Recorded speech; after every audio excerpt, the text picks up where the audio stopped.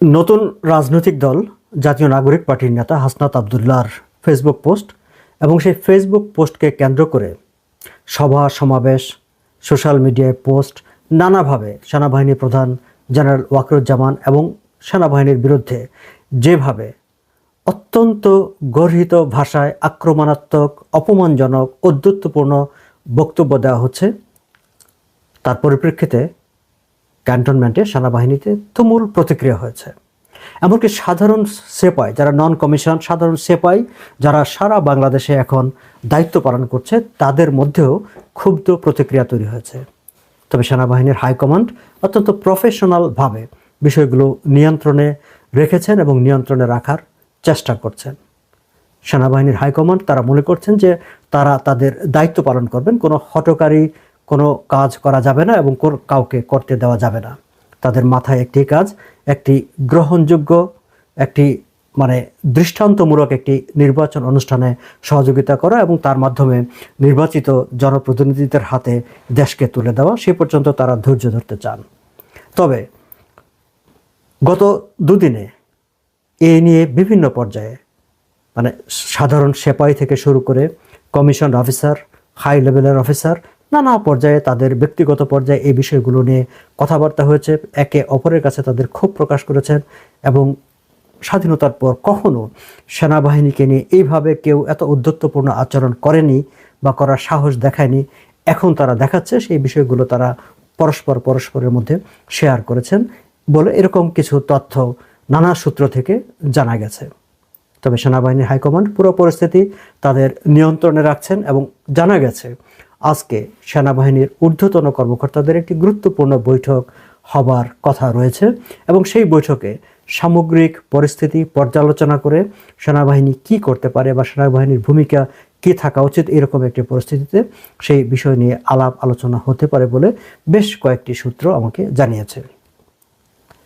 দর্শক, আমি আমার আগের ভিডিওতে উল্লেখ করেছিলাম যে আমার কাছে মনে হয়েছে যে হাসনাত আবদুল্লাহ এবং জাতীয় নাগরিক পার্টির নেতাকর্মীরা যেভাবে সেনাবাহিনীকে এবং সেনাবাহিনীর প্রধানকে আক্রমণ করছেন বা একটি অভিযোগ তার বিরুদ্ধে দাঁড় করানোর চেষ্টা করছেন, তার পরিপ্রেক্ষিতে সেনাবাহিনীর পক্ষ থেকে বোধহয় একটি বক্তব্য থাকা দরকার। কিন্তু এখন পর্যন্ত সেনাবাহিনী কিংবা সেনাবাহিনীর যে আন্তঃবাহিনী জনসংযোগ দপ্তর, তারা এই প্রসঙ্গে কোনো আনুষ্ঠানিক বক্তব্য প্রকাশ করেনি। তবে সুইডেন ভিত্তিক নেত্র নিউজ তারা সেনাবাহিনীর সঙ্গে যোগাযোগ করেছিল এই বিষয়ে তাদের বক্তব্যের জন্য। সেনাপ্রধানের পক্ষে সেনাবাহিনীর একজন মুখপাত্র তাদের একটি বক্তব্য দিয়েছেন। সেই বক্তব্যে তারা স্পষ্টভাবে হাসনাত আবদুল্লাহর যে অভিযোগ, সেই অভিযোগটিকে রাজনৈতিক স্ট্যান্ডবাজি, অত্যন্ত হাস্যকর ও অপরিপক্ক গল্পের সম্ভার বলে উল্লেখ করেছেন। তারা পুরো ঘটনার একটি ব্যাখ্যাও দিয়েছেন নেত্র নিউজের যে কোয়ারি, সেই কোয়ারির পরিপ্রেক্ষিতে, এবং সেখানে বলা হয়েছে হাসনাত আবদুল্লাহ এবং সার্জিস আলম তারা অনেক দিন ধরেই সেনাবাহিনী প্রধানের সঙ্গে সাক্ষাৎ করার চেষ্টা করছিলেন এবং তারা বারবার তাদেরকে রিকোয়েস্ট করছিলেন যেন সেনাবাহিনী প্রধানের সঙ্গে একটি অ্যাপয়েন্টমেন্ট ফিক্স করা যায়। এবং গত যেদিন যে বৈঠকটি হয়েছে সেই সময় তাকে সেনা দপ্তরে তাদেরকে যেতে বলা হয়েছিল, কিন্তু তারা সেনা দপ্তরে না গিয়ে সেনা ভবনে সেনাবাহিনী প্রধানের কার্যালয়ে সেখানে গিয়ে তারা অপেক্ষা করেন এবং এক পর্যায়ে সেনাবাহিনী প্রধান তাদের সঙ্গে সাক্ষাৎ করেন। এবং এই সাক্ষাৎটি হয়েছে নট যে হাসনাত আবদুল্লাহ যেভাবে বলেছেন যে তাদেরকে ডেকে নেওয়া হয়েছে বা তাদেরকে বৈঠকে আমন্ত্রণ জানানো হয়েছে, বিষয়টি সেরকম না। তারা দেখা করতে চেয়েছেন, দেখা করতে এবং সেখানে গিয়েছেন, গিয়ে তারা সেখানে কথাবার্তা বলেছেন। দর্শক, সঙ্গত কারণে আমাদের মনে প্রশ্ন জাগে যে তারা দুজন কেন সেনাবাহিনী প্রধানের সঙ্গে সাক্ষাৎ করতে চেয়েছেন, এত মরিয়া হয়ে উঠেছিলেন কেন? এবং তারা যে তাদের সঙ্গে সেনাবাহিনী প্রধানের সঙ্গে সাক্ষাৎ করতে চেয়েছিলেন, সেটি কি তাদের কোনো ব্যক্তিগত প্রয়োজনে, ব্যক্তিগত স্বার্থে, নাকি তাদের দলীয় সিদ্ধান্ত ছিল? যদি দলীয় সিদ্ধান্ত হয়ে থাকে তাহলে দলীয় ফোরামে কি এই বিষয় নিয়ে কোনো আলোচনা হয়েছে?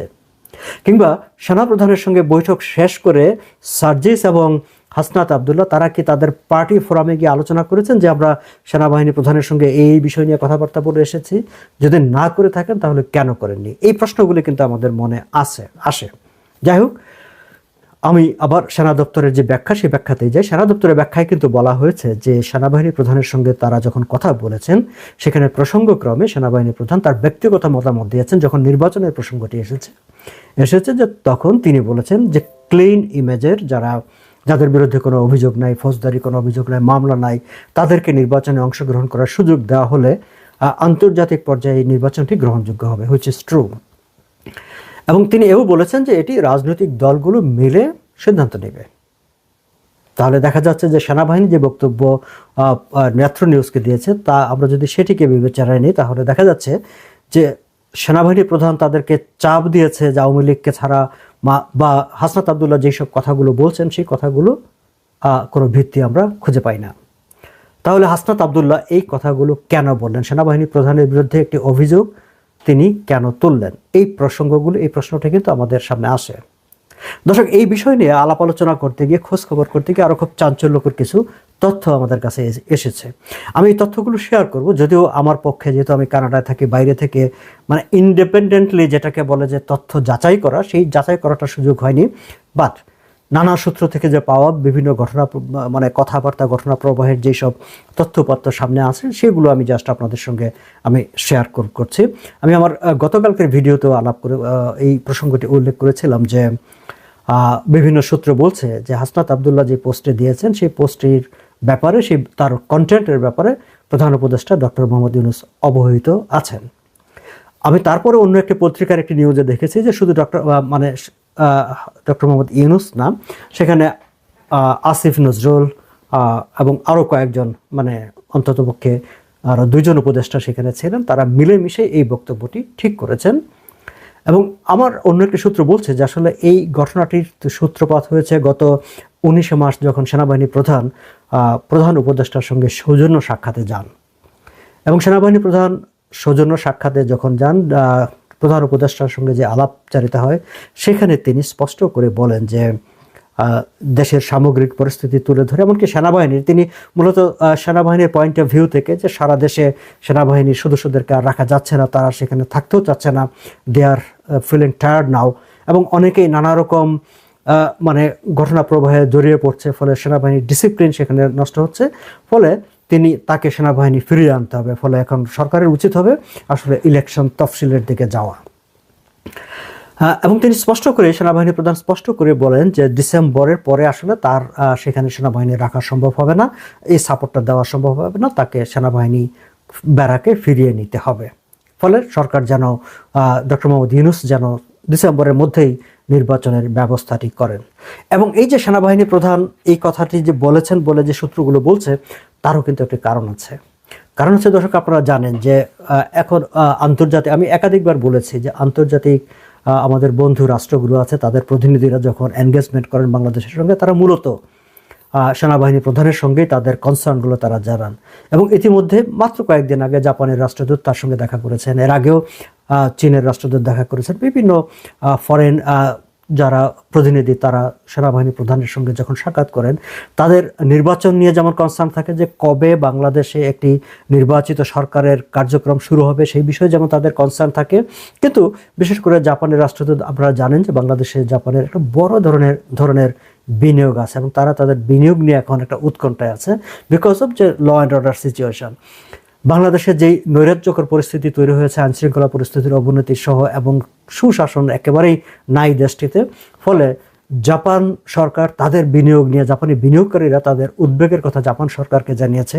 অন্যান্য দেশ যারা বাংলাদেশে ইনভেস্টমেন্ট করে, প্রত্যেকেই তার দেশকে জানিয়েছে যে আমরা তো এখানে মানে ইনসিকিউর ফিল করছি, আমাদের এত বিলিয়ন ডলারের যে ইনভেস্টমেন্ট, তার ভবিষ্যৎ কী।